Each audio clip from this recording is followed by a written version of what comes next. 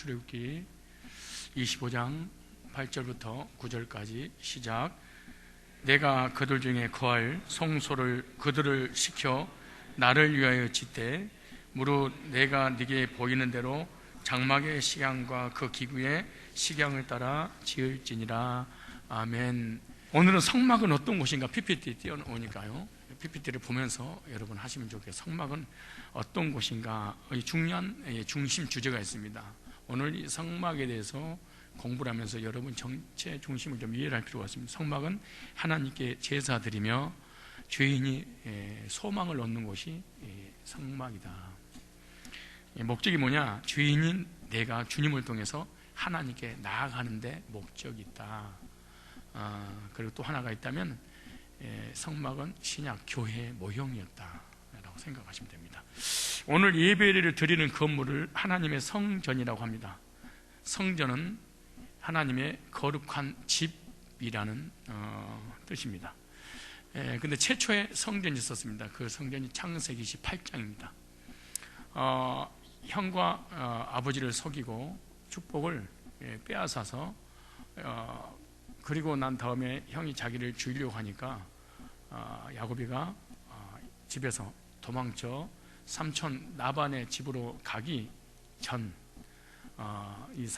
이 광야에서 돌베개를 하고 잠을 자는데 천사가 나타나서 그 천사는 바로 예수님의 모형인데, 예수님이 오셔서 하나님의 말씀을 야곱에게 깨닫게 하고 어디를 가든지 내가 너와 함께 할 거야 라고 축복을 합니다. 그때 잠에서 깨어나서 이곳이 하나님의 전이구나, 하나님이 거하시는 곳이구나, 이곳이 거룩한 곳이다. 그리고 거기서 기름 붓고 하나님 앞에 예배 드렸습니다. 그래서 최초의 창세기 18장에 성전이라는 단어를 하나님의 집이라는 단어를 썼습니다. 그 이후에 요셉이 애굽에 내려가게 되고 이스라엘의 흉년이 들자 요셉의 아버지 야곱이서 11아들과 함께 애굽에 내려가게 됩니다. 그리고 그들이 이렇게 번성하고 창대하게 되어져서 엄청난 나라를 이루게 됩니다. 그리고 하나님께서 애굽에서 종살이하고 있었던 이스라엘 백성들을 출애굽하게 만듭니다. 그리고 출애굽에서 홍해를 건너 광야에 와서 하나님께서 모세에게 말씀하십니다. 내가 거할 처소를 만들어라. 성막, 성전을 만들어라. 그걸 만들려고 하시면서 하나님께서 만들려고 하신 식양대로 그대로 만들어라. 그래서 하나님이 직접 설계를 해서 모세에게 이렇게 줍니다. 그래서 오늘 본문이 그 얘기입니다. 내가 설계를 해줄 테니까 그 설계도대로 나와 너와 만나는 장소를 지어라 이러죠. 그 하나님이 우리 인간을 만날 장소를 성전 이렇게 말합니다. 이 성막은 천막 형태로 만들어져서 이동할 수 있는 곳이 바로 텐트, 성막, 그것이 고정된 게 이제 건물, 성전이 된 거죠. 그래서 성막의 모든 규격과 재료는요 하나님이 정해 주셨습니다. 그래서 성막의 설계자가 누구냐? 하나님입니다. 방주의 설계자가 누구냐? 하나님입니다. 그래서 성막을 이스라엘 백성들이 짓고 하나님이 시키는 대로 지어야 됩니다. 그래서 구약의 역사는요 성막으로 시작해서 성막으로 끝납니다. 다윗이 성전을 지을 계획을 하고 솔로몬 때 성전을 짓습니다. 그리고 시드기야 왕 때 이 성전이 바벨론에 의해서 무너지게 됩니다. 그래서 구약의 성전은 왜 이렇게 중요하냐? 신약 교회의 모형이었다 그 말입니다. 신약 교회의 모형이었다? 모형. 그러므로 교회는 성막과 똑같이 지어져야지 교회라고 하나님이 인정해 준다. 왜? 모형이니까. 그래서 구약의 성막하고 신약의 교회하고 한치만 틀려도 이 교회로 하나님이 인정해 주지 않는다. 그 말씀이 사도행전 7장 38절 나옵니다. 사도행전 7장 38절에 이스라엘 백성들이 광야에서 성막 생활할 때 신약의 교회라 이렇게 말했습니다. 시내산에서 말하던 그 천사와 및 우리 조상들과 함께 광야 교회에 있었고 그러죠. 또 생명의 도를 받아 우리에게 주신 자가 이 사람이라. 그러므로 성도에게 있어서 가장 중요한 것이 성막대로 설계도대로 목회를 하고 있는 교회를 만나는 것이 가장 큰 복입니다. 왜 가장 중요하냐, 가장 큰 복이냐? 교회를 통해서 천국도 지옥도 행복도 불행도 축복도 저주도 교회를 통해서 결정되는 거예요. 하나님께서 설계한 대로 건물을 짓지 않으면은 절대로 하나님께서 인정해 주지는 않습니다. 정말로 좋은 교회를 만나면은 천국을 가게 만든다. 그래서 구약의 성막, 제사 모든 것은요 신약을 예표하는 겁니다. 신약의 모형도입니다. 모형대로 아무리 물질이 쏟아지고 지식인들이 교회에 몰려오고 교회가 아무리 부흥돼도 설계대로 짓지 않는 건물은 하나님께서 인정해 주지 않는다 그 말입니다. 그래서 여기서 모형도라 이 말은 비유다, 이 다른 말이에요. 비유하고 모형은 달라요. 이 모형은 앞으로 될 일에 대해서 미리 보여주는 것, 이걸 모형이라고 하는 거예요. 비유라고 하는 것은 이해를 못하니까 예를 들어서 상대방을 설득시키는 것을 이렇게 비유 예를 드는 거예요. 구약의 성막은 오늘날 교회를 의미하는데 성막이란 도대체 뭐냐? 성막은 또 하나가 있습니다. 설계도다 그렇게 말해요. 뭐라? 설계도. 그래 모형을 하나는 모형이고 또 모형을 설계도다 이렇게 표현했어요. 집을 지으려면 뭐가 있어야 돼요? 설계도가 있어야 되잖아요. 설계는 집을 지을 것의 예표입니다. 설계를 내고 설계도대로 짓는 거예요. 제대로 지어졌나 보려면 설계도가 있어야 되는데 잘못 지어지면 준공검사가 나오지 않습니다. 제대로 지어졌을 때 준공검사가 나와서 사람이 살아갈 수 있는 거예요.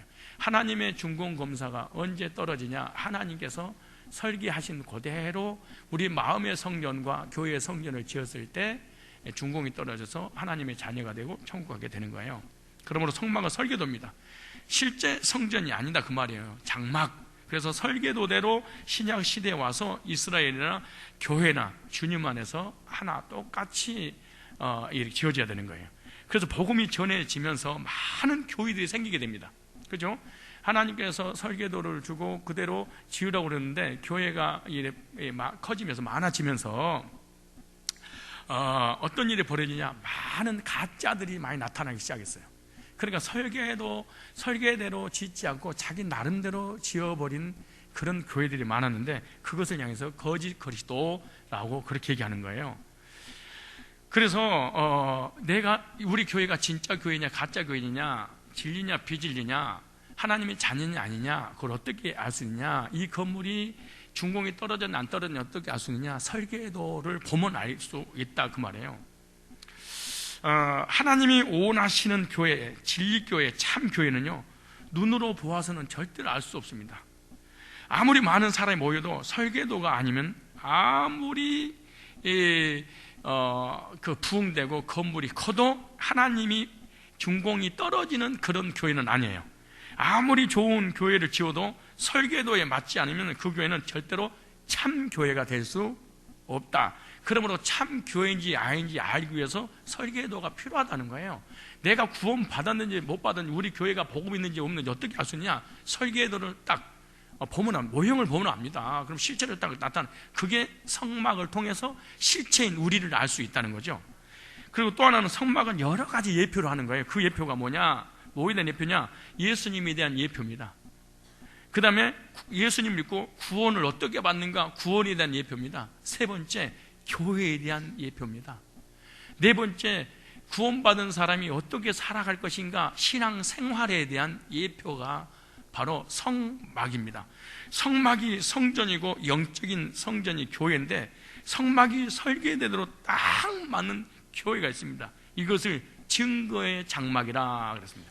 하나님 말씀을 그대로 전하는 증거 장막이라고 해서 그 이름을 지었습니다. 이 설계도와 딱 맞는 교회가 증거장막 교회인데, 이 교회가 하나님이 인정하시는 교회입니다. 이 하나님이 인정하신 증거장막, 복음을 전하는 교회를 다니고 있다면 이것보다 큰 복은 사실 없습니다. 그래서 성막론 교회에 대하여 우리가 공부를 하게 되면 교회에 대한 확신을 갖게 됩니다. 왜 교회 성도 떠나고 시험 든 줄 아세요? 왜 그런 줄 아세요? 성막론에 대해서 성자도 몰라서 그러는 거예요.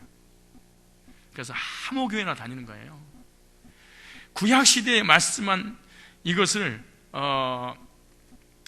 말씀하신 그대로 오늘 우리들도 믿어야 됩니다.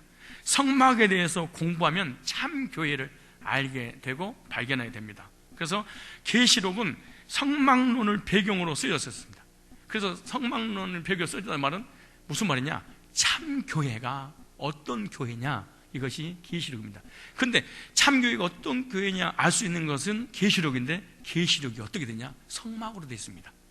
그래서 성막을 그대로 옮겨놓은 것을 계시라고 그런 거예요. 계시록. 그런데 계시록을 강의하는데 성막론에서 모른다, 그거는 가짜입니다.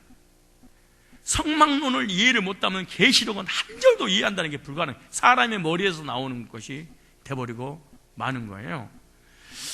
그래서 계시록은 성막론을 배경으로 쓰여졌기 때문에 참 교회를 알아볼 수 있는 것이 계시록입니다.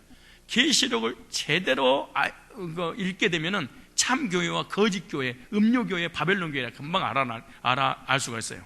그래서 성막론을 공부하게 되면 참 교회, 진리가 있는 교회가 이런 거였구나, 이거를 깨닫게 됩니다. 그래서 성막론이 도대체 어떤 곳이냐? 이단들은 율법을 전해서 구원받게 하는 것, 율법주의, 똑같이 참 신기해요. 성막에 대해서 할 때. 그래서 율법주의자들이요, 성막론을 공부를 할 때 어떻게 보냐? 그러니까 성경을 누가 읽느냐, 이게 더 중요한 거라는 얘기. 그러니까 율법주의 사고를 가지고 성막을 공부하게 되면 율법주의로 다 보이는 거예요. 성화주의가 성막론을 보게 되면 거의 성화주의가 되어버리는 거예요. 신비주의가 성막론을 보면 신비주의가 되는 거예요. 어떤 사고를 가지고 성경을 읽느냐에 따라서 그대로 해석이 되어버리니까 이게 무서운 거예요. 이단 만약에 신천지가 성막론을 하게 되면 비유로 풀어버리는 거예요. 다 비유로 보는 거예요. 웃기는 사람들이 돼버리는 거예요.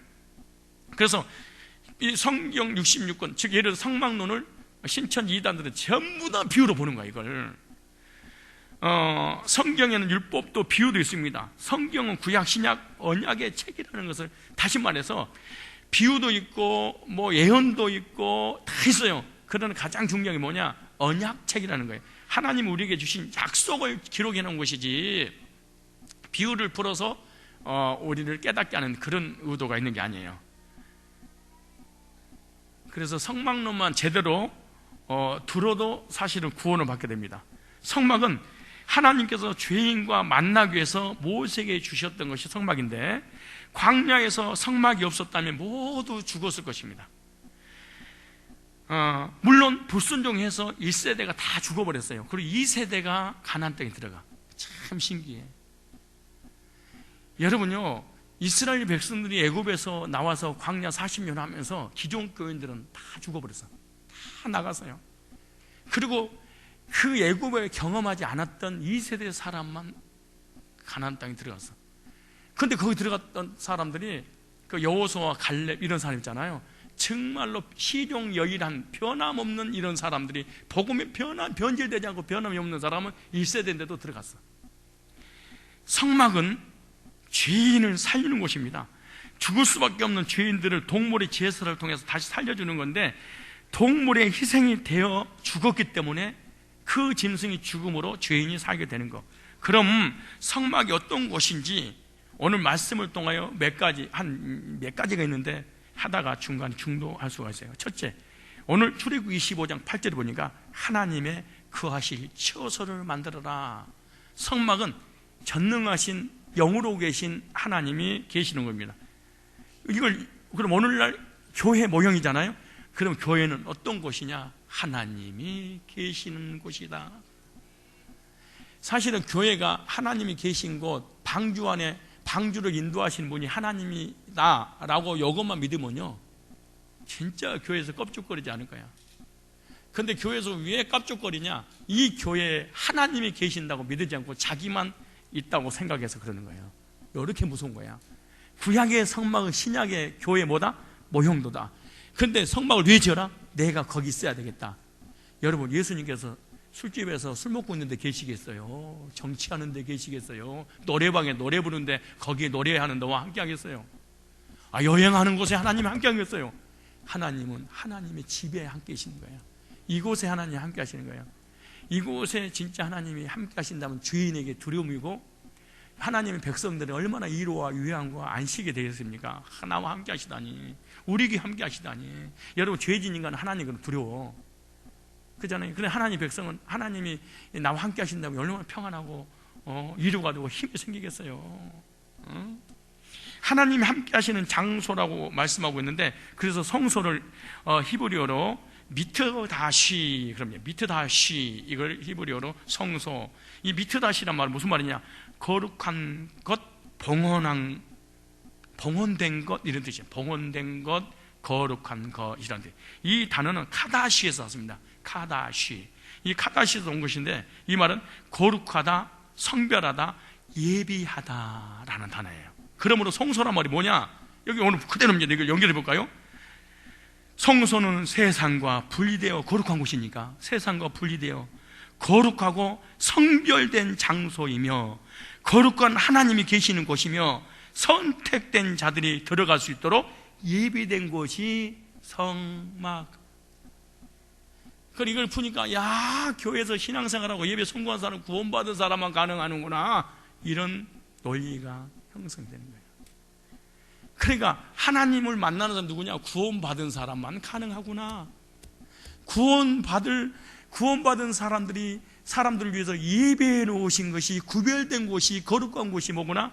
교회. 그곳에 하나님이 함께 하는구나. 그런데 그냥 성막 그냥 지나가버리면 모르잖아요. 그렇게 안 해줄 수가 없어, 그렇잖아요. 그러므로 성소는 어디가 분리됐어? 세상과 분리된 곳. 하나님이 계신 곳이니까 어떤 곳이야? 거룩한 곳이다. 성별됐어요. 그리고 하나님께서 구원하기로 작정하신 백성들이 교회에 가서 하나님을 섬기기 위해서 예비된 곳, 이렇게 된 거예요. 실제로 그래야 안 그래요? 제가 풀어주기 전에 알고 있었잖아요. 예배는 아무나 드리는 것이 아니라고. 근데 여기 보니까 구원받는 사람만 드려줄 수 있는 예비된 곳이구나 써있잖아요. 두 번째, 성막은 제사 드리는 곳이다. 히브리서 9장 6절로 7절 안 불러요? 제사 드리는 것, 예배 드리는 거죠, 히브리서. 자, 보세요. 히브리서 찾아볼까요? 히브리서 9장 6절로 7절에 보면, 이 모든 것을 이같이 예비하였으니 제사장들이 항상 첫 장막에 들어가 섬기는 예를 정하고. 그러니까 뭔 말하는 거예요? 신약에서 이렇게 해석이 잘 됐어요, 번역이. 그러니까 예수 믿고 구원받은 사람이 하나님을 섬기기 위해서 제사장들이 들어가는 것, 성도가 들어가는 것이 바로 예비된 성막이다, 이렇게 말씀하고 계시잖아요. 근데 보세요, 7절에 오직 둘째 장막은 대제사장 홀로 1년 1차씩 들어가되 피 없이는 아니하리니 이 피는 자기의 백성의 허물을 위하여 드리는 것이니라, 이렇게. 그래서 구약에 하나님께서 성막을 주신 것은 제사장들이 하나님께 제사 드리기 위해서 만들어진 곳이다. 하나는 하나님이 거하시는 곳이요, 또 하나는 하나님 앞에 뭐하는 곳? 예배 드리는 것.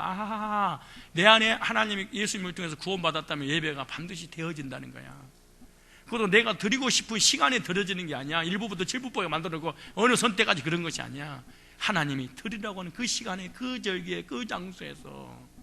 그러니까 이 구원을 머리로 받아버리는 것인지 가슴으로 받은 것인지 차이가 참 많습니다.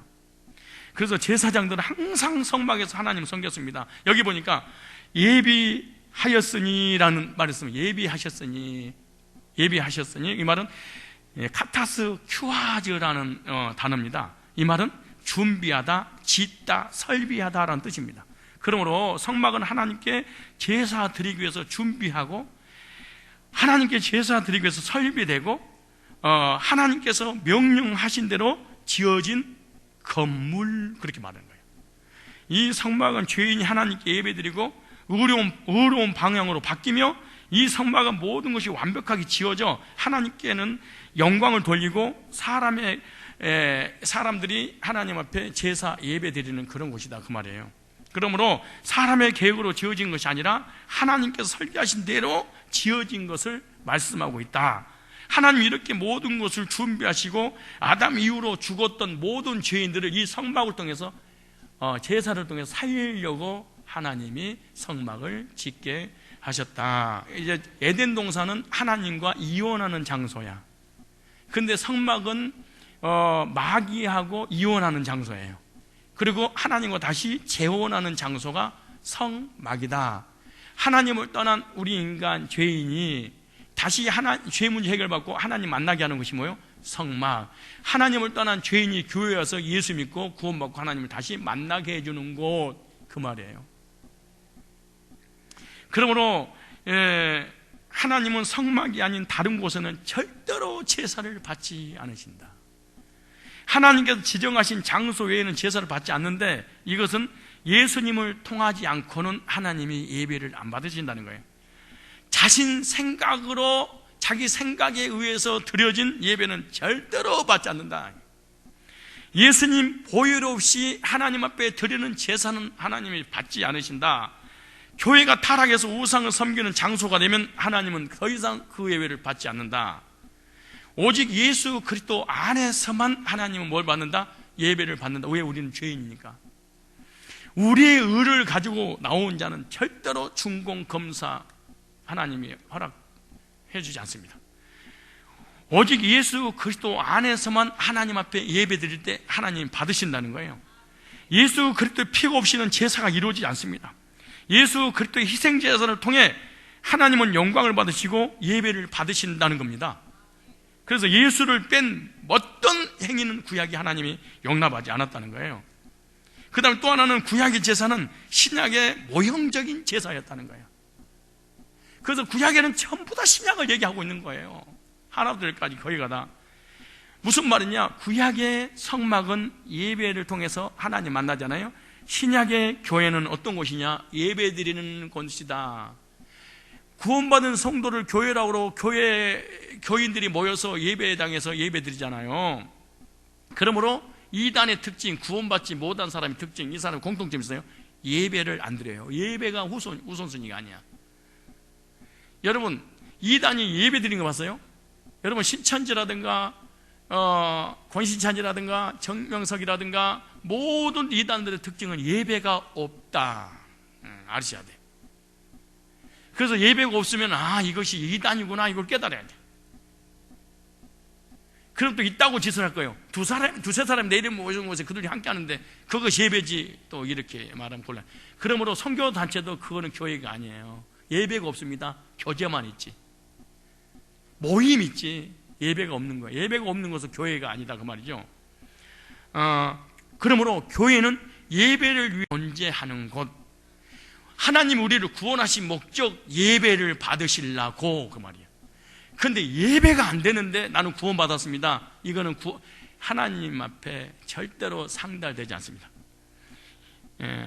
이 모든 것을 이같이 예비하였으니 제사장들이 항상 첫 장막에 들어가 섬기는 예를 행하고 오직 둘째 장막에 제사장이 홀로 1년 1자씩 들어가되 피 없이는 아니하느니 이 피는 자기와 백성의 허물을 위하여 드리는 것이니라. 왜 성막을 지으라고 했냐? 성막에서 제사 드리라고 하나님은 성막을 지어라. 왜 교회를 지으라고 그랬느냐? 예배를 드리게 하려고 교회를 지어라. 왜 하나님 우리를 에클레시아 교회를 만들었냐? 예배 드리려고. 그리고 구원 받았냐 안 받았냐는 딱 두 가지만 알아요. 교회 생활을 하고 있느냐, 교회에서 예배 드리고 있는가, 알고 있는 거야. 성막을 만들기 전에는 지시하시는 곳에서 제사를 드렸습니다. 구약에는 어떤 단 이런 데서. 성막은 하나님께 제사하기 위해서 세워졌습니다. 그러므로 예배가 없는 교회는 교회가 절대로 될 수 없다. 다른 이단들은 예배가 없다. 거듭나기 전에는 진정한 예배를 못 드린다. 구원받으면 가장 먼저 예배를 드리고 싶은 예배 우선순위가 돼. 부경화를 다 포기해서라도 예배 드리고 싶어지는 거야. 그러므로 레위기 17장 3절로 4절에 보면 제사는 반드시 성막에서만 드렸다. 구약에는 하나님 지정한 장소가 반드시 있다. 나 혼자 예배 드리는데요? 그거 가짜입니다. 그건 예배가 아니에요. 나 혼자 드리는 예배가 어디 있어요? 무릇 이스라엘 집에 누구든지 소나 어린 양이나 염소를 진 안에서 잡든지 진 밖에 잡든지 먼저 회막 안으로 끌어다가 여호와 장막 앞에서 여호와께 제물로 드리지 아니하는 자는 피 흘린 자로 여길 것이라. 그가 피를 흘렸은즉 자기 백성 중에서 끊어지리라. 성막이 아닌 다른 곳에서 제사를 드리면 하나님 백성으로 끊어져 버린다. 구약에는 성막론, 신약에는 교회론. 그래서 구원받으면요, 예배관, 구원받으면 교회관이 딱 생겨버려요. 참 신기해요. 이거는 누가 시켜서 되는 문제가 아니야. 딱 구원받으면 예배관과 교회관이 딱 생겨. 가까운 교회 다 교회예요. 쓰잘데없는 얘기야. 합리화시키고 좋은 얘기지. 오늘날도 제사를 아무 곳에서 드려서는 안 됩니다. 요한복음 4장 24절 25절입니까? 신령과 진리로 예배 드릴 때가 오나니 곧 이때라. 곧 이때라. 예수님이 구약과 신약을, 구약에는 성막에서 예배 드렸잖아요. 그런데 예수 이름으로 모여야 된다 그 말이에요. 그래서 그리스도 안에서만 예배할 수 있는 이 예배를 갖다가 영적 예배 그렇게 말하는 거예요. 구약에는 육적 예배였다면 신약에는 무슨 예배? 옛날에는 제물로 하나님 앞에 드렸어. 지금 예수님 이름으로 우리 몸을 드리는 것을 영적, 로마서 12장 1절 이하에 그렇게 말하잖아요.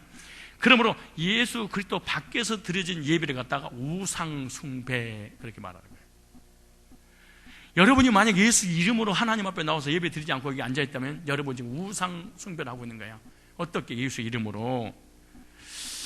그러므로 하나님이 인정하시는 교회에서 예배 드릴 때 하나님은 받게 될 줄 믿습니다. 아무 교회 나가서 막 예배 드리는 게 아니에요. 대부분 사람들이요, 교회를 이렇게 신앙생활 하다가 이렇게 시골에 가거나 막 이렇게 이사 가거나 아무 데 가서 예배를 드리더라고. 아무 데나. 그것은 진정한 예배 드리려고 하는 것이 아니라 율법적인 종교적 행위 때문에 이루어지니까 여기서 예배 드려야 되겠다. 왜? 깨름지 가거든. 그잖아요. 한데 어디가 터질까봐.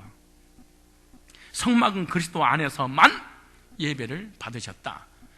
신약은 그리스도 안에서만 하나님은 예배를 받으신다. 세 번째, 성막, 회막은요, 하나님 만나는 곳입니다. 아까는 처소라고 했죠. 처소. 두 번째 제사, 세 번째 하나님 만난. 레위기 16장 2절에 여호와께서 모세에게 이르시되 네 형 아론에게 이르라. 성소의 휘장 안 벗게 이 속죄소 앞에 아무 때나 들어오지 말라. 그리하여 죽지 않도록 하라. 이는 뭐죠? 내가 구름 가운데서 속죄소 위에 나타나리라. 법궤 위에 속죄소, 이거 시은 자 두 그룹들이 천사가 딱 봐주고 있잖아요. 그 밑에를 속죄소, 피를 뿌리는 거. 그 밑에가 뭐예요? 법, 하나님의 말씀은 법궤이잖아요. 근데 법궤 그 위에 시은 자, 속죄소에서 너를 만나리라. 그렇게 말해요. 원래 그 속죄소는 예수님이잖아요. 예수님을 통해서 이 공의를 이루고 하나님 만나게 되는 거예요. 그러면 성막은 하나님 만나는 장소인데, 지성소, 법궤, 속죄소 두 그룹 가운데서 하나님이 나타나셨는데 어떻게 해요? 구름기둥과 불기둥으로 인도하셨다. 낮에는 구름기둥이 되고 밤에는 불기둥이 돼서 이스라엘 백성들을 보호했다는 거예요. 그러므로 성경의 어떤 곳에는 연기라 이렇게 기록했습니다. 연기. 그리고 연기를 구름이라 그렇게. 예수님께서 재림하실 때 뭘 타고 오리라? 구름, 무슨 말? 하나님의 영광 중에 임하리라 이 말입니다. 그래서 지성소 안에 속죄소에는 불을 켜는 것이 아닙니다. 캄캄합니다. 그런데 환합니다. 왜? 하나님의 영광 때문에. 그래서 하늘나라는 햇빛이 필요 없고 달빛이 필요 없다 그렇게 말하잖아요. 그래서 속죄소에서 나오는 그 구름이, 하나님 영광이 이 지성소 그 창문도 아무것도 없잖아요. 근데 하나님 영광이 환하게 비치는 거예요. 대낮보다 더 환하게. 응? 대제사장이 그 구름 가운데서 하나님을 만난다 이렇게 생각하시면 됩니다. 또 누가 그래도 다음에 얘기하겠지만, 방울 소리가 뭐 나야 되느냐 안 나야 되느냐, 뭐 나면 죽는다, 어떤 사람 안 나면 죽는다. 대제사장 할 때 그때 들어봐. 다 쓰잘데가 없는 얘기를 막 하고 있는 거야. 내가 구름 가운데 속죄소 위에 나타나리라. 그래서 나타나서 낮에는 구름기둥, 밤에는 불기둥 바뀌었잖아요. 그래서 속죄소의 구름 가운데 나타나신 말씀이 레위기 16장 2절, 열왕기상 8장 10절로 12절, 계시록 15장 5절로 8절이라든가 이런 말씀 나와요. 그래서 구름은 하나님의 영광을 나타내는 거예요. 그런데 하나님의 영광이 나타나는 구름이 뭐냐? 하나님이 제사를 받으셨다는 표입니다. 이게 신기해요. 여러분 예배를 하나님 받으셨으면 여러분 마음속에 하나님 영광이 뒤덮여 있어요. 하나님 영광이 나한테 대접하지 않았다, 그것은 하나님께 예배가 안 된 겁니다. 사실은 그냥 교회에 온 거지.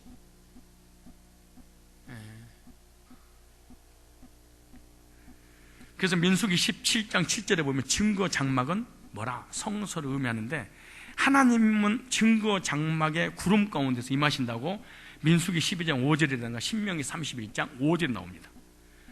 무슨 말이냐? 예수 그리스도를 통해서 하나님이 만나 주신다. 왜냐? 그 속죄수에 나를 대신해서 양을 잡아서 그 피를 가지고 들어갔잖아요.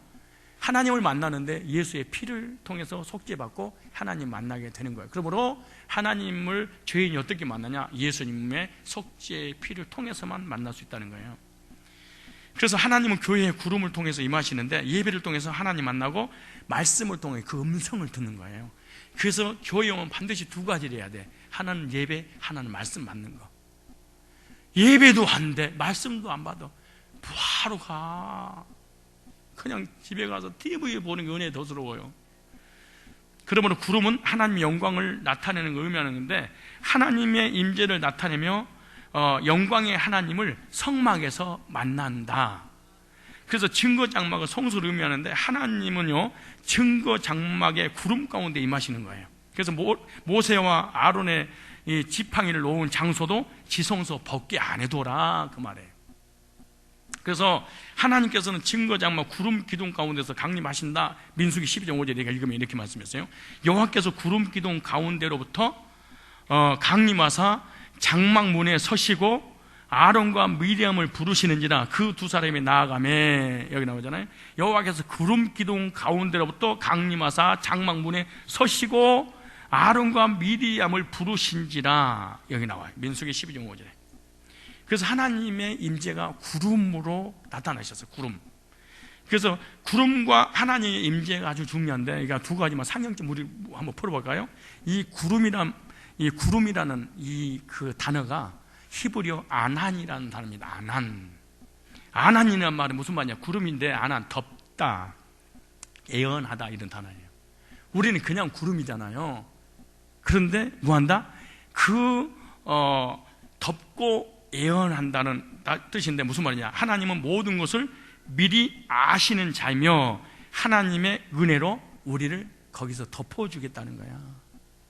죄인을 하나님 은혜로 예수 피를 보는 순간에 덮어주겠다. 그래서 이 상형적 의미를 좀 보면요, 아난의 의미는 하나님의 말씀으로 구원이 선택된 자들을, 그 말이에요. 아난이란 구름이 죄악에서 탈출하게 하셔서 인생을 전환시키시고 진리의 복음을 경험하게 하여 영적으로 분별하게 한다. 이게 아난이야. 신기한 거예요. 그러므로 하나님의 영광의 구름을 진짜 체험한 사람은 이단인지 정통인지 분별이 돼. 그리고 구원의 확신을 갖게 돼 있어. 다시 아난의 의미는 하나님 말씀으로 구원이 선택된 자들을, 이 말이에요. 선택된 자들에게만 구름이 나타나는 거거든, 사실 아난이. 그래서 죄악에서 뭐하게 만들어? 탈출하게 해서 인생을 180도로 전환시켜 진리의 복음을 경험하게 하여 영적으로 분별력을 갖게 한다. 이것이 아난, 그 말이에요.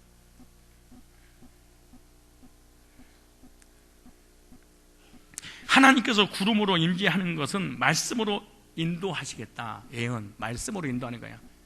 구름 속에 하나님의 영광이 나타나면 반드시 말씀으로 하셔. 예언하다.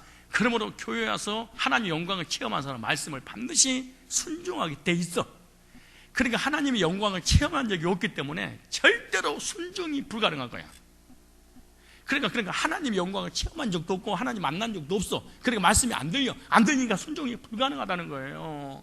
그러니까 한 번도 교회를 다니면서도 주님 만난 적이 없을 수 있는 거지. 순종이 불가능하니까. 이 시대에 우리가 하나님을 만나기 위해서 교회를 나왔는데 누구를 통해서? 주님을 통해서 하나님을 만날 수 있다는 거예요. 교회의 주인은 바로 목사도 장로도 성도도 아니에요. 누구예요? 교회 주인이 하나님이기 때문에 그런 거예요. 교회의 예배를 통해서 하나님 음성을 듣고 하나님과 교제를 하게 되는데, 십자가에서 죽으신 예수님을 통하지 않고는 절대로 하나님을 만날 수가 없다. 그래서 이 예수님을 통해서 하나님 만나게 하는 곳이 뭐다? 교회다. 그래서 그 교회 나오면 하나님 영광이 임하게 되고 하나님이 영광이 언제 임하냐? 내 죄를 용서해 주실 때 영광이 임한다. 그리 죄 용서 받을 때 하나님 영광이 임한 자체가 죄를 용서 받았으니까 임한 거예요. 용서해 주셨다는 표가 구름, 기둥, 영광이지, 하나님 영광이잖아요. 그때 구름 속에서 말씀, 애언하다. 무슨 말이에요? 말씀하신다. 네가 어떻게 살아가야 될 것인가 하나님께서 방향을 말씀을 통해서 알려주신다. 그러므로 교회 와서 진짜로 제산 받고 정말로 구원받고 그랬다면 속죄표로 하나님 영광이 딱 임해. 두 말할 것도 없어. 그럼 하나님 말씀이 들려. 어떻게 살 것인가? 예배도 안 돼. 하나님 영광도 임하지 않아. 교회관도 없어. 목자관도 없어. 아무것도 없어. 이거는 교회 안에 들어온 사람이 아닙니다. 출애굽기 13장 20절로 22절 한번 찾아볼까요? 이 하나님 임재에 대해서 이렇게 말씀하세요. 그들이 암컷이 아니에요. 숫곳에서 발행하여 광야 끝 예담의 장막을 치니 제가요 이거 이스라엘 백성 애굽에서 나와서 광야에서 41번을 이사를 가요. 그리고 길갈에서 42번을 문법을 보니까 어떻게 된 줄 아세요? 애굽 숫곳에서 발행하여 그래서 숫곳에서 출발해. 왜 암컷이 아니고 숫곳에서 출발했을까? 그잖아요. 숫곳의 의미가 뭐냐? 참 너무 말씀이 깊이가 있는데 그래서 발행하여 어디가 광야에서 41번을 이사 가는데 거기는 전부 다 미래 진행으로 했어요. 발행할 때마다 진 옮길 때마다. 근데 가나안 땅 딱 들어가서 길갈에 진을 치고 시제가 완료로 됐어요. 더 이상 이사 가지 않을 거야. 얼마나 놀라운 일이에요. 광야는 교회잖아요. 계속해서 우리가 진행해 나가야 되잖아요, 믿음을. 근데 천국에 가서는 더 이상 이사 갈 거 없어. 가나안은 천국을 상징하자는 문법이 그렇게 되어 있어요. 영접하는 자, 그 이름을 믿는 자들에게는 하나님 자녀가 되는 권세. 영접하는 자 주체가 나지 않아. 내가 영접하잖아. 내가 영접하니까 누구의 자녀가 돼서? 하나님 자녀가 됐잖아요. 근데 문법은 그렇게 안 됐다니까. 하나님이 과거 완료로 됐어요. 시제가 과거로. 무슨 말이냐? 하나님이 선택받은 사람은 영접, 남반호가 아니에요. 데코마이가 아니고 남반호예요. 무슨 말이냐? 나를 영접하게 될 거야. 이렇게 예정된 사람은 나를 믿게 될 거야. 근데 성경 이거 아니어도 요한복 1장 13절만 봐도 맞아요. 이는 혈통으로나 육적으로나 사람의 뜻으로 나지 내가 영접해서 사는 자녀가 된 게 아니야.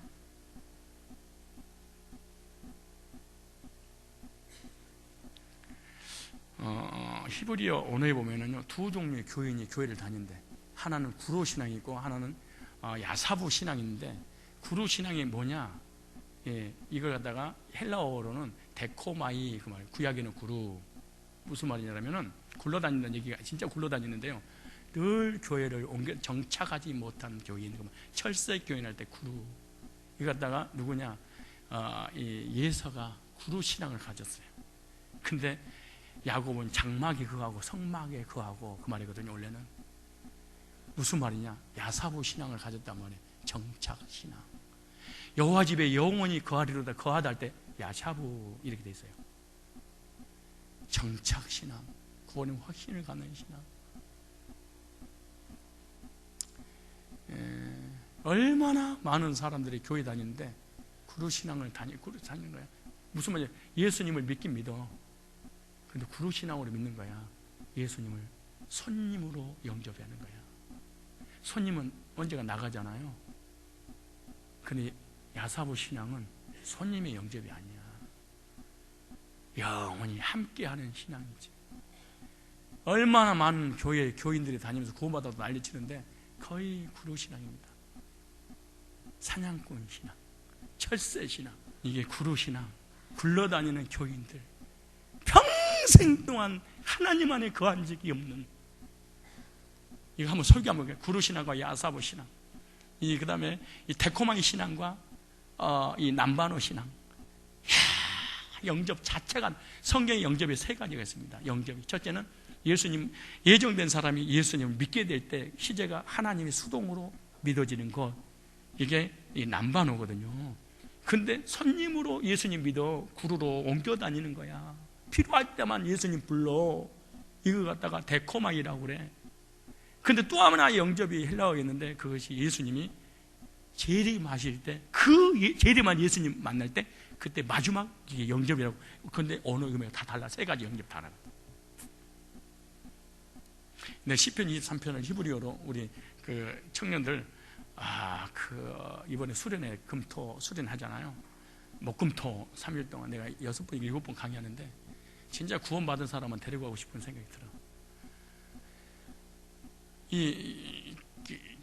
시편 23편을 이렇게 준비하는 데 있잖아요. 준비 저도 해야 되잖아요. 준비되자고 기도만 하면 주는데요. 그 귀신 들어간 거야.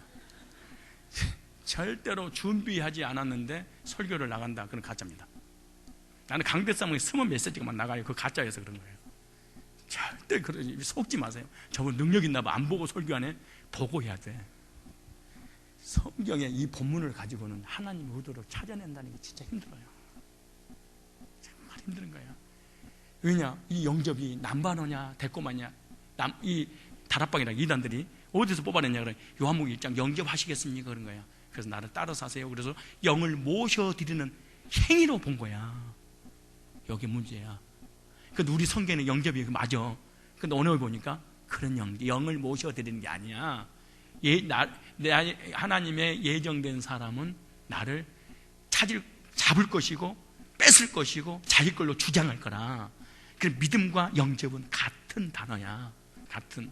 근데 오늘을 찾아보니까 남반어, 빼앗다, 내 걸로 주장하다 라고 하는 거거든. 그때 이단이 뭐가 문제가 있는가 할 때 오늘을 찾아보면 그때 알게 되는 거지. 그들이 숲곳에서 발행하여 광야 끝 에담의 장막을 치니 참 이게 하고 싶어 죽겠는데 지금 그래 그 얘기하죠. 시편 23편을 준비하는데 그거 잊어버렸네. 그 푸른 초장 10만 물가로 목자가 양들을 쫙 푸른 초장 인도해. 그리고 풀을 뜯어. 그리고 힐끗 쳐다보니까 목자가 자기를 지켜주고 있어. 그런데 실컷 뜯어 먹으니까 배가 불러. 그래 이렇게 누워서 쉬는 거야. 그리고 목자가 지켜주고. 그 평화로운 이 시편 23편은 이렇게 이 묵상하고 설교를 하게 되면 하나님의 나를 그렇게 확 안아주는 그런 느낌이 참 더 안식을 누리게 되는 거예요. 이게 얼마나 놀라운 일인지 몰라. 근데 여기 보니까 밤에는 불기둥으로 그들을 비추사 주야로 진행하시니 낮에는 구름기둥 밤에는 불기둥이 백성 앞에 떠나지 아니하니라.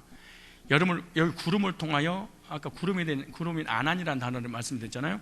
근데 하나님이 구름을 통해 함께 하셨다. 임재했단 말이죠. 임재란 말을 쉐키나 그래요. 우리 쉐키나 찬양대가 있잖아요. 쉐키나. 이 쉐키나라는 말은요. 단어가 5개가 합쳐진 거예요. 문자가 하나는 쉰, 그다음에 카프, 요두, 눈, 호흡 여기 써졌잖아요. 쉰 이 말은 거룩한 이름, 쉰이란 말이. 그다음에 발송하다, 보내다 이런 뜻입니다. 그다음 카프 적용하다. 그다음에 요두 그러는데 손, 신의 손 사역. 그다음에 눈 구원받았다, 탈출하다 이런 단어입니다. 그다음에 해는 호흡, 기도 이런 뜻, 이런 의미를 가지고 있어요. 상형적 의미라고 했잖아요. 이 5가지 글자 합쳐서 쉐키나 하나님의 임재, 야훼 쉐키나 하나님 임재가 있는데요. 의미가 뭐냐? 기가 막힌 거예요. 하나님 임재를. 근데 다락방이라든가 이단들이라든가 또 하나님의 이 임재에 대해서 이해를 못한 사람은 이렇게 하는 거예요. 오늘 하나님 함께 하십니다. 하나님 결코 떠나지 않습니다. 하나님 함께요. 그 아무리 봐도 없어. 보여줄게. 하나님은 임재란 말 이 말이에요. 이걸 문장으로 만들면은 보세요. 하나님께서 거룩하신 하나님께서 두 손에 못 박히신 예수 그때 구속의 사역을 완성하여 주심으로 죄로부터 탈출하여 구원받고 새 생명 얻어 죽었던 영혼이 다시 영적인 호흡을 하는 존재가 되고 매 순간마다 하나님께 주신 말씀을 듣고 삶 속에 적용하여 성화의 삶을 사는 것이 하나님의 임재를 나타내는 쉐키나의 상형적 의미가 있는 거야. 이게 쉐키나 그래. 하나님이 우리 함께 하셔. 근데 쉐키나하고는 아무런 관계가 없는 거야. 이론은 받겠지. 하나님 함께 한다면. 생각해보면 하나님 아니 우리요 처음 가는 이 어두운 밤에 처음 가는 길을 가잖아요.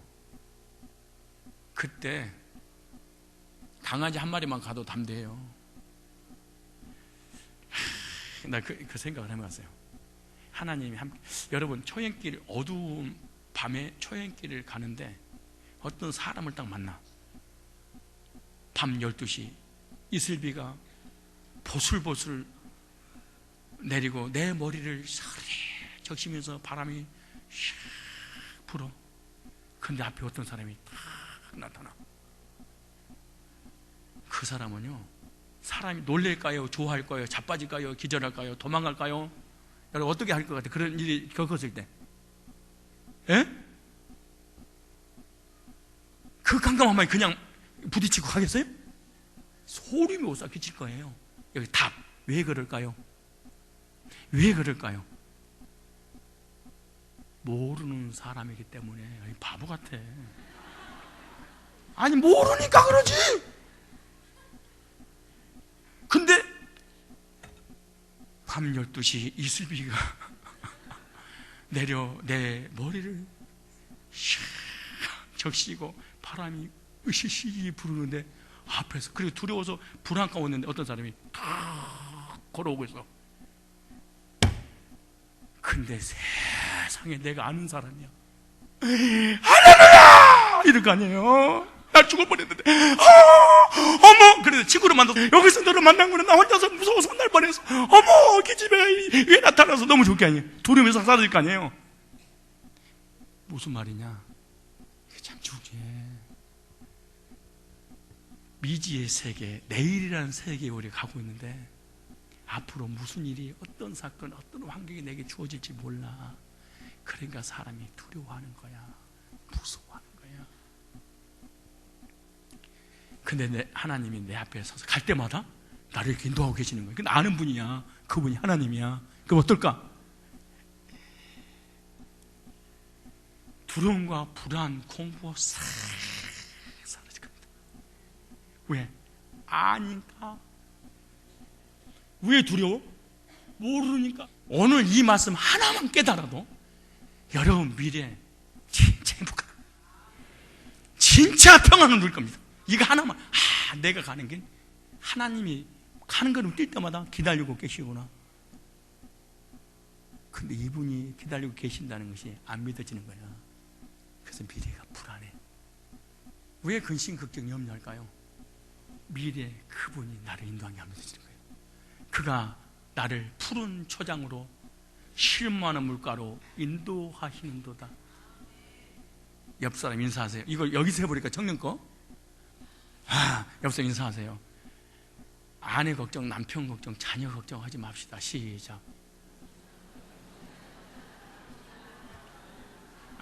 근데 젊은 애들이 무슨 아내 걱정을 해. 중학생 애들이 남편 걱정이고.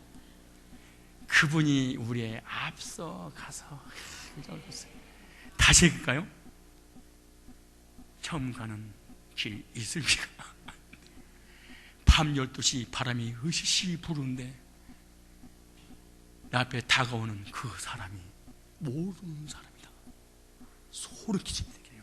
아예 짐승 만난 것보다도 더 무서운 게, 모르는 사람은 무서운, 애들이든 어리든 간에 저녁에 애기 만나면 더 무서워. 이게 진짜 이게 몽달 귀신인지 이게. 근데 애기가 됐든 어린이 됐든 간에 내가 아는 사람이 그 혼자 가는 그 밤에 아는 사람 만나게 되면 어떻게 되겠는가? 그러니까 여러분이 가려 열고 이렇게 했지. 원수도 애나무들을 만난다고? 틀렸습니다. 다시 한번 하나님의 임재에 대해서, 하나님 우리와 함께 이런 추상적이 아니고 하나님의 임재, 하나님이 함께 한다는 말이, 보세요. 다시 한번 거룩하신 하나님께 임재란 말이야. 그냥 하나님 우리와 함께 하는 게 아니야. 잘 봐봐요. 하나님 두 손에 못 박히신 예수 그리스도의 구속의 사역을 완성하여 주심으로. 원래 속죄소에서 끝난 거잖아. 나의 죄를 예수 대신 양의 피를 흘리고 그 피를 가지고 속죄소를 뿌리잖아요. 그럼 하나님 영광이 나타나잖아. 그리고 하나님께서 하나님 임재 가운데 말씀하시잖아. 똑같은 거야. 봐봐. 거룩하신 하나님께서 두 손에 못 박히신 예수 그리스도의 구속의 사역을 완성하여 주심으로 죄로부터 탈출하여 구원받고. 구원받은 사람 반드시 아멘하게 돼 있어. 새 생명 얻어 죽었던 영혼이 다시 영적인 호흡을 하는 존재가 되고, 매 순간마다 하나님께 주신 말씀을 듣고 삶 속에 적용하여 성화의 삶을 사는 것이 하나님의 임재를 나타내는 쉐키나의 상형적 의미가 있다. 이거 풀어주지 않아도 구원받으면 반드시 어렵게 구원받아요. 우리가 구원받을 때 하나님 임재가 구름을 통해 나타나는데, 너에게 임재하셔서 뭐 하시겠다? 말씀할 것이다. 예언하다라는 단어가 있잖아요. 말씀할 것이다. 주님께서 재림하실 때 구름 타고 오신다는 것은 하나님의 임재를 말씀하는 겁니다. 부활하신 주님이 너를 위해서 죽으시고 부활 승천하셔서 하늘 처소를 예비해 놓고 너를 데리러 올 것이다. 우리 교회가 이런 역사가 일어나게 될 줄 믿습니다. 그러므로 성막에는 반드시 뭐가 있어야 된다? 구름 기둥이 있어야 된다. 구름 기둥 가운데서 내가 뭐 하겠다? 강림하리라. 그럼 구름은 언제 나타나냐? 속죄소 언약궤가 있잖아요.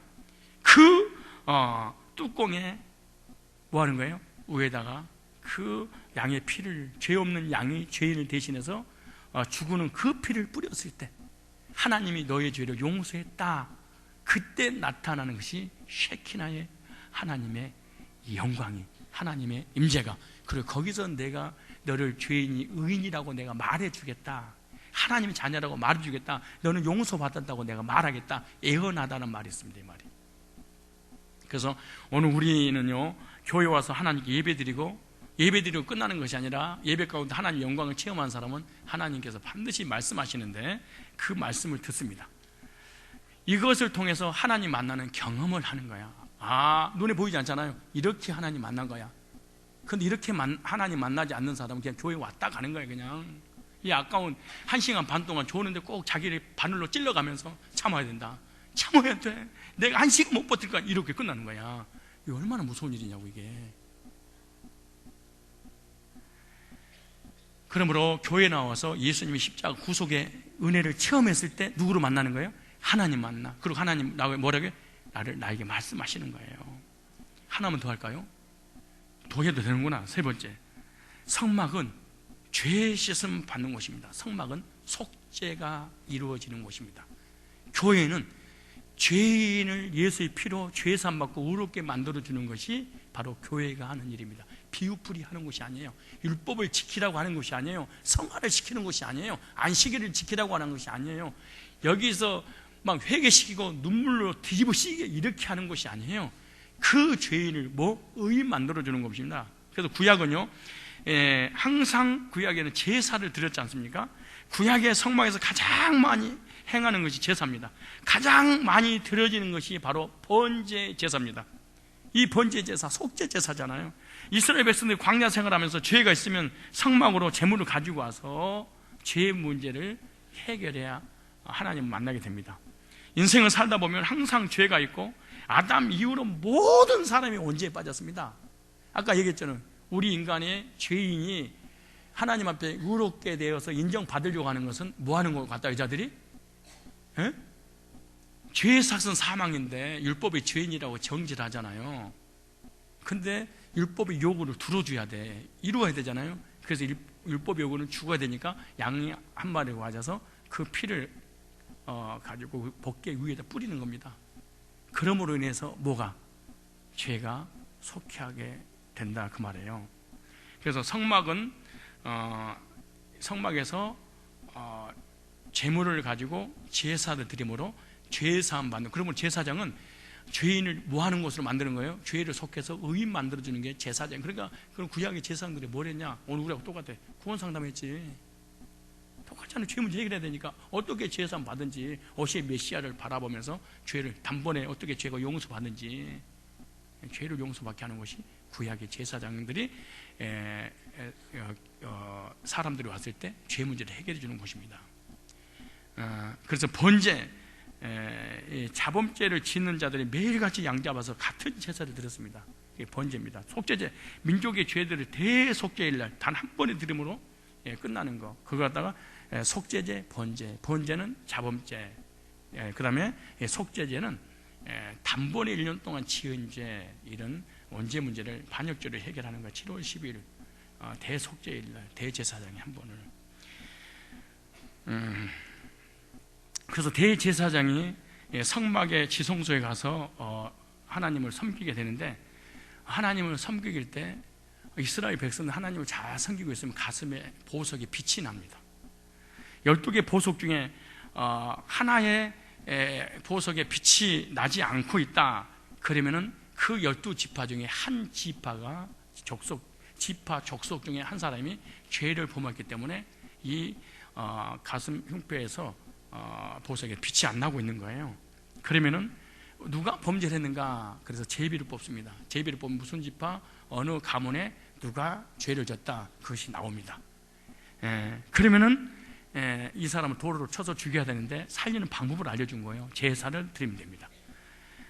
그래서 성전에서는 계속해서 제사가 이루어지고 있어요. 구약에는 이 12지파를 상징하는 보석, 12보석을 대제사장이 가슴에 가지고 있었잖아요. 그런데 200만 명을 신방하지 않아도 알아요. 이 200만 명이 지은 그 각자가 흩어져서 죄를 져도 그 보석이 그 지파에서 죄를 짓기는 이게 빛이 나질 않아요. 근데 그 12지파의 그 보석이 바로 예수님의 가슴 속에 있는 그 보석을 신약에는 목회자의 마음속에 둔 거야. 그래서 마음속에 뒀기 때문에 성도들이 하나님을 떠났는지 불신앙했는지 하나님과 깨졌는지 금방 알아요. 방골령도 알고 시험 든 인간들도 다 내가 말을 안 하고 있어서 그렇지, 말할 때마다 교회 나가버릴 거 아니에요. 그렇지 않겠어요? 그래서 내 마음만 봐도 이 사람 신앙생활 이제 하려고 좀 마음을 좀 20% 왔네, 이것도 알아. 그래서 죄인이 죄를 짓게 되면은 돌에 맞아 죽으니까 돌에 맞아 죽지 않고 살려면은 제사를 드림으로 죄 문제가 해결이 됐다, 그 말이에요. 신약은 어떻게 죄 문제 해결받죠?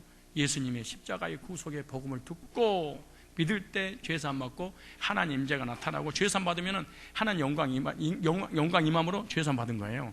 그럼 하나님이 그들에게 임재해요. 그리고 말씀하세요. 그래서 구원받은 사람 특징은 말씀이 들려지고, 참 신기한 거, 이게 성경 그대로예요. 그리고 말씀이 믿어지고 말씀대로 살려고 해. 이거는 내 의지대로 되는 게 아니에요. 속죄의 피를 속죄수에서 뿌려짐으로 용서 받았으면 하나님의 구름이 쫙 만들어져. 그리고 거기서 아난이라고 하는 구름이 나와서 예언을 하시는 거예요. 무슨 말이에요? 거기서 내가 말하겠다. 그래서 거듭난 사람은 뭘 받는다? 반드시 말씀을 받는다. 음악 감상하는 게 오늘 잘하네, 어렵네, 힘드네 이러려고 오는 것이 아니고, 말씀을 하나님 앞에 예배 드리고 난 다음에 말씀 받는 거. 두 가지가 반드시 교인이 돼야 돼. 하나는 예배, 하나는 말씀 받는 거. 둘 중에 하나도 안 되면 예배가 안 되는 거예요. 신약에서는 죄산 받고 의롭게 됨으로 속죄를 받게 될 줄로 믿습니다. 죄인이 죄산 받고 의롭게 되는 것이 예수님 믿을 때 로마서 5장 7절에 그렇게, 로마서 8장 1절에 그렇게 말해요. 그러므로 이제 그리스도 예수 안에 있는 자는 결코 정잠이 없나니, 이는 그리스도 예수 안에 있는 생명의 성령의 법이 죄와 사망의 법에 너를 해방하였습니다. 예수 그리스도를 통해서 단번에 신약에는 속죄를 받아요. 구약에는 계속해서 반복이 되어졌고, 지금 신약에서도 점진적 성화를 통해서 구원받으려고 하는 이런 행위는요, 그리고 구원이 하나님 나라에 가봐야 안다고 하는 것은요, 이 사람은 신약에 살고 있는데 구약적 믿음을 가지고 있다, 이렇게 생각하면 돼. 신약에 살고 있는데 믿음은 무슨 믿음? 구약 백성들이 믿었던 오실 메시아를 바라보는 거야. 오신 게 아니고. 그래서 구원을 점진적으로 보는 거야. 언젠가 점진적으로 변화돼서 구원을 받는 걸로 생각해. 이거는 구약 교인이야. 이 교회에 다니고 있음에도 불구하고, 그러나 신약에서는 어떻게 해서 단번에 영원히 온전케. 그러므로 예수의 피로 죄 용서 받은 사람은 더 이상 하나님께서 저와 여러분들을 뭐하지 않겠다? 정죄하지 않겠다. 그리스도 안에서 생명의 성령의 법이 죄와 사망의 법에서 우리를 뭐했어? 해방시켰기 때문에 다시는 정죄 않겠다. 근데 여기서 해방하였습니다 이런 단어 나오잖아요. 로마서 8장 2절에 죄와 사망의 법에서 너를 해방했다, 이 말은 헬라어로 엘루데로라는 단어인데요, 자유롭게 하다, 그 다음에 해방되다라는 뜻입니다. 주님의 은혜로 죄에서 자유롭게 되어서 완전하게 사망의 법에서 해방받았다. 그러니까 우리 신약보다 더 자세하게 헬라어는 이렇게 기록을 해놨습니다. 이렇게 자유롭게 된 것이 실제적으로 나에게 나타났으며, 이미 이렇게 된 것이 예정되어서 주님이 십자가의 은혜로 죄악에서 해방되어 더 이상 죄의 노예가 되지 않을 것을 말씀하고 있는 거예요. 그런데 이 해방되었느니라, 이걸 문법을 보면요, 헬라어 문법 보면 과거 완료로 된 시제가 해방되었다. 지금 내가 그리스도 안에 내가 예수님을 믿었어. 그러니까 내가 믿는 현재야 되잖아요. 그럼 지금 내가 해방되어야 되잖아요. 근데 문법은 시제가 과거 완료로 되어 있다니까. 얼마나 신기하고 이거 망통하냐고 생각해봐요. 무슨 말이냐, 이미 너는 죄에서 해방받기로 구약에 예정해놨다는 거야. 이게 이미 계획해놨다는 거야. 근데 지금 그 계획된 것이 내가 지금 이루어졌다는 거예요.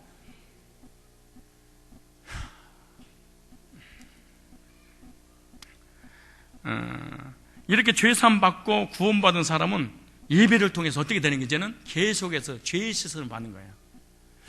참 이거를 사람들이 이해를 못하는데, 여러분, 우리가 죄를 지면은 입술로 고백하고 회개가 용서받는 게 아니야. 근데 용서 안 해주면 어떡할 거야? 예수님의 십자가 구속을 통해서 단번에 죄에서 해방받고 우르게 하나님 자녀가 됐잖아요. 그럼 이것이 언제 계획된 거라고? 만세전에 이미 계획을. 근데 생명책에 기록되었느니라 한국 성경에 이렇게 나오잖아요. 한국 성경, 개혁 성경에 해방 그러잖아요. 그런데 우리 성경에도 생명책에 기록됐느니라 나오잖아요. 과거로 완료되어 있잖아. 그러니까 예수 믿고 구원 받을 사람은 이미 생명책에 기록된 사람이 이제 알게 된 거야, 그 말이에요. 그러니까 계시록 20장이면 죄책 있고 생명책 있잖아요. 시제가 뭘로 된 줄 아세요? 이미 창세전 만세전에 구원받을 사람, 구원받지 않는 사람, 이단에 빠질 사람 다 기록해놨다는 거예요. 그리고 기록된 사람을 찾아내는 거야, 이걸. 유다서 1장 4절에 나오잖아요. 이단에 빠진 사람은 멸망받기로 이미 예정됐다, 이렇게 나오잖아요. 그러니까 아무나 이단에 가는 것이 아니야. 아무나 방골령이 아니고 아무나 교회를 구타지는 게 아니야. 예정되었느니라. 그러니까 자기의 어떤 능동의 의지가 아니에요. 이미 시제가 과거 완료됐고 수동의 어떤 강력한 에너지에 의해서 내가 능동으로 나타나는 현상이지. 아니, 점쟁이들이 지가 막 파닥파닥 거리고 싶어서 한 게 아니야. 수동에 이미 와가지고 속에서 파닥거리게 한 거야. 아니, 내가 점을 치는데 속에서 치게 한 거라니까, 귀신이. 희나랄까 뭔 소리 하고 있네. 뭔 말인지를 알아들으셔야 돼요. 그러니까 시험 들고 넘어지고 구태다 이렇게 전부 다 뭐래? 이미 수동에 의해서 하는 거야. 잘 보세요. 여러분, 솔직히 구원 안 받고 싶어서는 우리끼리 얘기지만 누가 있겠어? 그리고 교회에서 신앙생활 잘하고 싶지, 진짜 인간이라면. 근데 갑자기 그냥 돌아가지고 덤벼버리고 싶고 치받고 싶어. 왜 그러고 싶냐고. 아니, 안 그러고 싶은데 자기 의지로 안 된다니까, 이게. 그게 어떡하겠냐고. 갑자기 눈이 확, 여러분, 갑자기 어떤 사람 눈이 뻘개져가 이렇게 다니는 사람 있잖아요. 이렇게 어떡하겠냐고. 자기는 귀신 안 들어가고 싶은데 들어오시는 건 어떡하겠냐고. 영접하겠다는데. 그러니까 수동이어서 능동으로 현상이 나타나는 거예요. 근데 나타나지 않아도 난 여기서 신앙생활 잘하잖아요. 그 사람 인격이 좋아서 그런 거고. 인격이. 내가 이 시간에 이 사람에게 이런 말 하면 안 되지. 그러고 자기 자신 관리를 하는 사람은 구원 안 받아도 얼마든지 자기 절제가 가능하지. 그러므로 죄는 어떻게 씻음 받느냐? 이렇게 죄에서 해방받은 사람이 예배를 통해서 말씀을 듣고 씻음 받는 거예요. 그럼 여러분들이 자범죄를 어떻게 용서받았냐? 회개하는 것도 가능한 일이야. 근데 진짜 용서는요, 하나님의 전에 나와서, 구약의 성막에 나와서 하나님 앞에 예배를 드릴 때, 오늘 우리가 예배 드리잖아요. 예배 드릴 때 하나님 말씀이 찾아와서 나를 정결케 하는 거예요. 그래서 말씀 받고 교회를 떠나면 행복한 이유가 죄 씻음 받아서 그런 거야. 그런데 교회 와서 죄 씻음 받은 적이 없어. 예배를 드려도 하나님 씻어진 적이 없어. 그럼 절대로 마음에 평강이 오지 않아. 제일 왜 텔레비 보는 게 은혜가 더 많이 될 때가 많아. 실제로 내가 그냥 농담으로 하는 얘기가 아니고 실제로 구원받은 사람이 교회 와서 예배 드릴 때 씻어지는 거야. 예배는 안 드리고 기도원에 가서 금식을 하면서 주야 주야 이런다고 죄가 씻어지는 게 아니야. 저번에 한번 우리 세미나 때 한번 했는데 금식하는 거 있잖아요. 금식. 한국산 금식 99% 가짜입니다. 사실은 그거 종교입니다. 그거는. 세례 요한의 제자들이 금식하니까 예수님 앞에 그 바리새인들이가 하는 말이 뭔지 아세요? 왜 예수님의 제자들은 금식을 안 합니까? 그래 물어봐. 그러니까 예수님이 하신 말씀이 그러시잖아. 신랑이 있을 때는 신부는 금식할 필요가 뭐가 있겠느냐. 여러분, 부부가 결혼하자 신방 딱 차려 우리 금식하자 그럽니까? 우리 연애하는 사람이 우리 금식하자 그럽니까? 말 같은 소리를 하지. 거의 종교입니다 이게. 그리고 이장병 걸리고 위암 걸려 다 죽어버린 이유가 그래서 그런 거예요. 많은 사람이 고통받는 이유가. 언제 금식한 줄 아세요? 진짜 자기 끄트머리 앉고 시험 들은 애들 있지. 얘네들이 금식이야. 왜? 신랑이 없을 때는. 무슨 말이야? 은혜가 되지 않고 말씀이 안 믿어지고 하나님이 뭐 있는 것 같다. 그때 신랑을 달라고 그때 기도해라 그래. 그리고 금식에 관한 얘기, 선교할 때 금식한 얘기지. 여러분이 신랑으로 충만해지면 금식하지만 많이 드세요. 이빨 안 상하도록 드세요. 살이 안 찔 만큼만 드세요. 건강을 위해서라도 많이 드세요. 쓰잘데없이 사업자 할 때는 금식하고 막 그리고 거의 가짜 그런 종교입니다 이게. 다른 종교에서 행하는 거예요. 은혜 받고 믿음 주고 성령 충만하는데 금식하라면 어디가 있어? 금식은 신랑이 내 곁에 없을 때. 그러면 그러잖아요. 요즘 제자들 신랑이 떠나가면 얘 제자들 신부가 금식하리라 그러잖아. 무슨 말이에요? 예수 믿고 구원받아서 신랑으로 충만해진 사람이 금식 왜 하냐 하는 이유가 뭔데? 구원받은 사람이 교회 와서 죄 잘못해서 회개하고 이래서 용서받는 것도 있지만은 그래서 씻어지는 게 아니야. 예배 드릴 때 하나님의 쉐키나의 영광 임할 때 말씀으로 나를 싹 씻어요. 그래서 그렇게 죄를 짓고 교회 오는데 왜 그렇게 행복하냐 그 말이야. 말씀 듣고 그렇게 평안하냐고. 혹시 교회 와가지고 일주일 동안 살면서 하나도 봐도 회개한 사람 손 들어봐. 그럼 다 죽었겠네. 그런데 회개하지 않고 죄가 남아있으니까 얼마나 고통스럽겠어요. 평안도 없고. 그건 너무 평안하잖아요. 언제? 교회 와서 예배 드리고 말씀 받을 때 샥 이겨 나가는 거야. 그래서 나갈 때는 얼굴이 화창한 날씨로 그냥 구름 거치는 것 같이 샥 펴서 가잖아요. 올 때는 이게 찌그러통 와가지고 왠지 아세요? 주님만. 근데 나는 지금도 쭈글통이고 올 때도 그랬는데요. 주님을 못 만나서 그런 거예요. 예배 시간에. 농담하는 게 아니고 진짜 못 만나서 그런 거예요.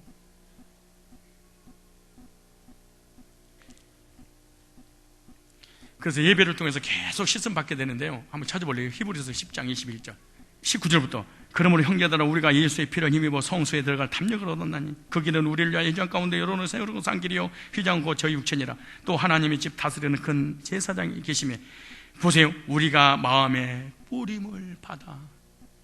구약에는 양의 피를 뿌려서 죄산 받았잖아요. 신약에는요 보세요. 우리가 마음에 뿌림을 받아 양심의 악을 깨닫고 몸을 맑은 물로 씻었으니 복음의 말씀 예배통 안에 씻었으니 참 마음과 온전한 믿음으로 하나님께 나아가자. 얼마나 중요한 여러분 이게. 하나님의 말씀을 받는 순간에 우리의 양심상 온전케 할 수 없는 죄악을 씻어내버리는 거예요. 그리고 하나님 앞에 나아가자. 구약에는 뭘로? 짐승의 피로 뿌렸어요. 그리고 죄를 속였어. 신약에는 복음의 말씀을 뿌릴 때 우리의 속에 있는 양심상 온전케 되는 의가 들어오는 거예요. 예배를 정말 우습게 여기면 큰일 나는 거야. 예배 때 말씀 받는 것이 얼마나 소원이야. 생각해요. 죄를 지면 돌에 맞아 죽고 죄를 지면 저주를 받잖아요. 근데 저주받지 않도록 예배 드리게 하고 예배 드릴 때 말씀 주시고 말씀이 내게 오면은 씻어진다 그 말 있잖아요. 그러니까 예배 시간에 말씀 받기만 해도 저주를 받지 않는 거야. 왜? 쉐키나의 영광이 여기서 우리 마음속에서 복음을 통해서 만들어져서 바깥으로 나가서 낮에는 구름기둥 밝기도 나의 인생 나의 삶을 인도하는 거잖아요. 나의 삶을 책임져 버리잖아요. 구름기둥과 불기둥이. 너무나 중요한 거야. 22절 다시 한번 보세요. 22절 시작. 우리가 마음에 뿌림을 받아 양심의 악을 깨닫고 몸을 맑은 물로 복음의 말씀으로 씻었으니. 그래 말씀만 들어도 무슨 문제가 해결돼? 죄 문제가. 그러니까 내가 죄를 져서 저주를 받아야 되는데 하나님 징계가 와야 되잖아요. 그럼 빨리 교회로 와버리면 돼. 그럼 뭘 받아? 말씀 받고 내가 믿어버리기만 하면 싹 씻어진다는 거야 이게. 그럼 두려움 불안 다 사라지고 징계도 질병도 저주도 끝나잖아요 이게. 얼마나 감사한 일이야. 근데 얼굴 보니까 여기 앉아 있는데 물 뿌리는 걸 거부하고 있는 거야. 물을 떠버리게 싹 피워버려. 싹 피하고 이렇게. 이런 사람은 절대로 죄가 그대로 있는 상태에서 왔다 그대로 가는 거야. 밖에서 나가서 성도들이 교제 나누는 거 보면 알아. 말씀으로 내 양심의 뿌림을 받아서 죄 문제 해결됐지 않잖아요. 그러면 여기 앉아있을 때 얼굴이 똥 씹는 얼굴이야. 막 누구를 죽이려고 그러고 용서가 안 돼서 그래. 온전한 믿음으로 하나님께 나아가자. 그러면 교회는요 속죄를 계속 선포해야 됩니다. 속죄의 복음, 죄사함의 복음을 계속 전해야 됩니다. 교회는 새롭게 구원받은 사람이 계속해서 나타나야 됩니다. 그러므로 속죄의 복음이 없는 교회는 교회가 아니다. 죄인이 계속해서 구원받고 의인이 되어서 죄에서 완전하게 해방시켜주는 것을 교회라 그렇게 말해요. 교회는요 복음을 듣고 죄 씻음 받게 하는 곳입니다. 그래서 복음을 전해서 죄 사함 받아서 의롭게 돼서 해방받고 천국의 확신을 갖게 해주지 않는 그런 교회는 건물이 있어도 절대로 교회가 아니에요. 아무리 아름다운 멋있는 그 교수가 와가지고 가르친다고 해도 하나님하고 아무런 관계가 없는 거예요.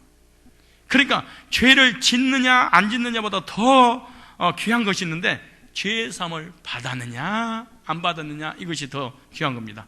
구약에는 수많은 양들을 드렸는데 지금은 보혈의 공로를 믿고 죄 사함 받고 구원받는 것이 바로 교회입니다. 우리 교회는 구원 속죄 얘기만 할 수 있는 성막의 모형의 실체인 그런 교회로 세워나가야 될 줄 믿습니다.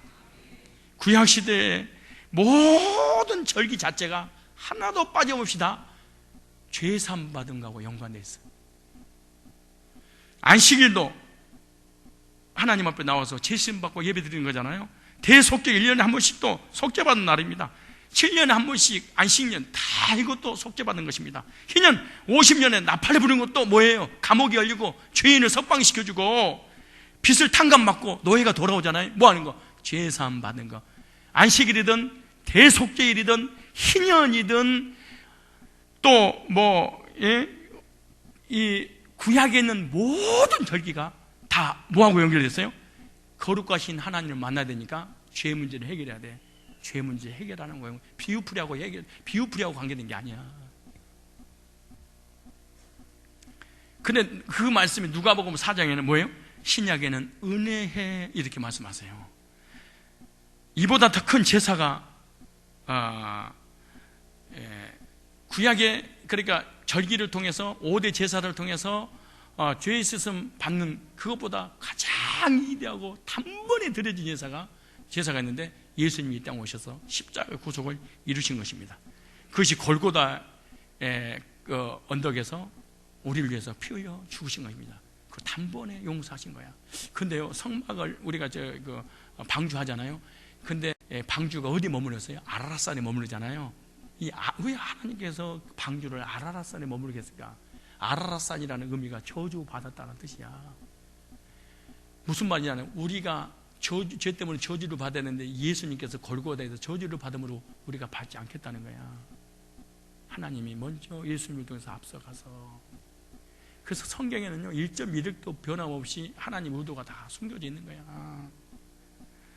저 여러분들이 복음을 듣고 구원받고 죄사함 받았다면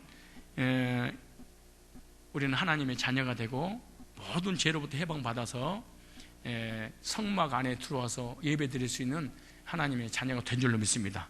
근데 그 후에도 계속해서 더러워지는 거예요. 또 씻음 받는 거예요. 어떻게? 말씀을 듣고. 세상에서 죄를 짓고 얼굴이 캄캄하잖아요. 어둡잖아. 근데 교회에서 말씀을 듣고 환하게 밝게 빛나게 하는 곳이에요. 사람이 참 신기해. 구원 받았는지 안 받았는지 어디 가서 있냐? 얼굴만 봐도 한 90% 알아. 얼굴만 봐도 진짜야. 진짜 참말이야 이거. 얼굴만 봐도요 구원 받은 사람인지 안 받은지 대충 알아요. 구원받지 못한 사람의 얼굴은 덜 어두워, 덜 흐려, 세상에서 죄를 짓고 얼굴이 컴컴하다가도 교회 와서 말씀 들으면 얼굴이 밝아지게 돼 있어. 구원받기 전에는 그렇게 시커맸던 얼굴이 구원받은 얼굴이 확 바뀌어지는 거야. 응? 얼굴이 환해지는 모습 보는 거예요. 누구든지 우리 교회에 오면 죄 사함받고 구원을 받아서 하나님의 성전이 되게 해야 될 줄로 믿습니다. 예수 그리스도를 믿으면 단번에 온전케 됩니다. 단번에 의롭게 됩니다. 단번에 하나님 자녀 됩니다. 단번에 천국 갑니다. 이 사람도 죄를 짓까요? 죄를 져요? 여러분 안 짓는 모양인데 죄를 짓습니다. 그럼 또 얼굴이 시커매집니다. 괜찮아요. 그대로 그 모습 그대로 교회에 오십시오. 그리고 말씀 들으세요. 그리고 시험 들은 인간은 교회를 또 이상하게 못 와. 또 시험 들고 그럼 저주가 임하니까 더 빨리 교회로 와야 되잖아요. 근데 마귀가 절대로 시험 든 인간을 교회만 와서 앉아만 해서 언젠가는 말씀 씻어줄 텐데 못 나오는 거야. 영원히 온전케 못 나와버려. 그것도 몇 번에 단번에. 그래서 시험 든 사람이 회복되는 것도 불가능한 일이야. 정말로 불가능한 일이에요, 여러분. 왜? 교회에 오기 성막 안에 들어오기만 하면 되는데 말씀만 듣고 예배만 들어버리면 되는데 이 예배 드리는 장소에 마귀가 붙잡고 못 오게 만들어. 왜? 어둠과 빛이 공존할 수 없잖아요. 요즘 여러분들 교제 안 되죠. 구원받은 성도끼리 안 되는 거 뭐냐? 어둠이 있어서 안 되는 거야. 빛 가운데 있을 때 교제 가능해. 한 절만 찾고 마칩시다. 히브리서 10장. 자, 9절부터 제가 읽겠습니다. 그 후에 말씀하시기를 보시옵소서. 내가 하나님의 뜻을 행하려 왔나이다 하셨으니 그 첫 것을 폐하심은 성막, 제사, 구약, 율법을 폐하심은 구약의 예언을 하나님께 다 이루었으니까 이따 오셔서 둘째 것을 신약을 복음을 세우려 하심이라. 이 뜻을 좇아 예수 그리스도의 몸을 몇 번에? 구약에는 단번이 아니야. 계속 반복됐어. 일주일에 한 번씩, 1년에 한 번씩, 7년에 한 번씩, 50년에 한 번씩 계속해서 반복됐습니다. 우리가 거룩함을 뭐 해놓으라? 얻어놓으라. 감사하십시오. 뭐 해놓으라? 얻을 것이 아니고 우리 성경 번역도 진짜 잘했습니다. 얻어놓으라. 제사장마다 매일 서서 섬기며 구약에는 자주 같은 제사를 드려 이 제사는 언제든지 죄를 얻게 하지 못했다. 단번에 안 됐다. 언제까지? 예수님 오실 때까지. 여러분 예수를 내 안에 믿을 때까지 여러분 죄는 단번에 용서가 안 돼. 계속 자범점을 해결하다 끝나. 점진적으로. 그 다음 보세요. 오직 그리스도는 죄를 위하여 한 영원한 제사를 드리시고 하나님 우편한 짓다 죄인을 의인이라고 선언한 대제사장이다 그 말입니다. 그 후에 자기 원수들을 자기 발등상에 되게 하실 때까지 기다려 예수님이 재림이죠. 저가 한 제물로 거룩하게 될 자가 있고 된 자가 있습니다. 된 자들을 영원히 온전케 하셨느니라. 이걸 좀 연결하면 단번에 영원히 온전케가 신약의 교회에서 복음을 전해서 구원받게 하는 일입니다. 또한 성령이 우리에게 증거하시되, 자, 성령 받는 것이 방언하는 게 아니야. 방언이 아니야. 잘 볼까요? 또 성령이 우리에게 증거하시되 주께서 가라사대 그날로는 저희가 세울 언약이, 성령이 내 안에 두시면 약속을 믿어지게 하시는 거예요. 어떤 약속을 믿어지게 하느냐? 우리 생각과 우리 마음에 도는데 17절에 저희 죄와 저희 불법을 내가 다시는 기억지 않을 거야. 요 약속을 성령께서 믿어지게 할 거야. 이게 신약 성도에게 성령이 오실 때야. 근데 성령이 오셔가지고 방언한다고 난리치는 사람 치고 약속이 뭔지를 알고 있는 걸 못 봤어.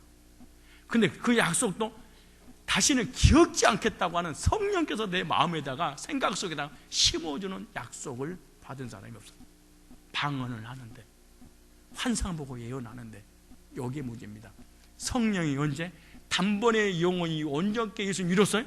이 사실을 누가? 성령께서 이루어놨기 때문에 다시는 너 죄를 기억지 않을 거야. 이게 성령의 인을 치겠다는 겁니다. 교회가 끊임없이 말씀을 전해서, 복음을 전해서 날마다 구원받은 사람 속죄 역사가 일어나게 해야 되고, 우리가 구원받은 사람이 죄를 지으면 회개해야 되는데 어떻게? 교회 와서 하나님의 전에 와서 말씀을 듣고 예배 가운데 뭐가 씻어지고? 죄를 씻어지고, 그러면 얼굴이 환하게 되니, 여러분이 진짜 은혜 받잖아요. 그러면 얼굴 진짜 예뻐져. 화장 진짜 안 해도 돼. 은혜 받으면 얼굴이 환해져. 은혜 받으면. 요즘 제가 은혜 받으니까 얼굴이 환해졌잖아요. 여러분도 은혜 받아서 환하게 사시기 바랍니다. 우리 통성으로 기도합시다.